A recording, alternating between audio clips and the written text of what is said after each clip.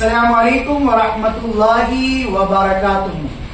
محترم ناظرین، محترم سامعین، آج ہم ایک بیماری اور اس کے علاج کے تعلق سے کچھ باتیں سیکھیں گے۔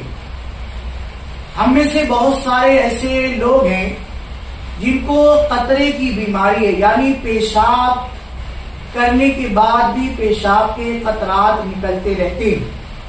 اس پر ایک کلپ ہماری موجود ہے، ڈسکرپشن میں اس کی لنک ہے کہ نماز کیسے پڑھے، وہ وضو کیسے کرے۔ لیکن اس کا گھریلو علاج اور گھریلو چیز سے بہت آسانی کے ساتھ آپ اس دوا کو بنا کر استعمال کر سکتے ہیں۔ صبح اور شام میں اس دوا کو کھائیں، انشاءاللہ تبارک و تعالی آپ کو شفا ملے گی۔ وہ کیا چیز ہے؟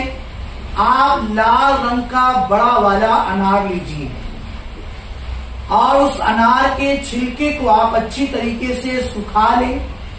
سوکھنے کے بعد آپ اس کو بالکل پاؤڈر کی طرح پیس لیں، مکسر وغیرہ میں آپ اس کو پیس لیں، اور جب وہ بالکل پاؤڈر کی طرح ہو جائے تو آپ اسے اوریجنل اچھے شہد میں ملا کر 1 چمچ صبح کو بھی کھائیں، 1 چمچ شام کو بھی کھائیں۔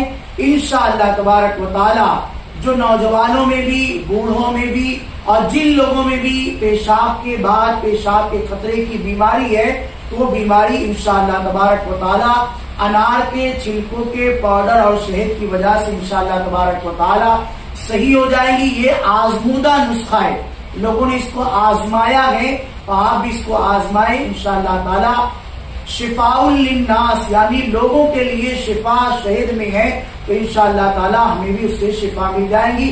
باقی آپ اور کچھ پوچھنا چاہتے ہیں، ڈسکرپشن میں واٹس ایپ نمبر ہے، وہاں میسج کر کے آپ مزید معلومات حاصل کر سکتے ہیں۔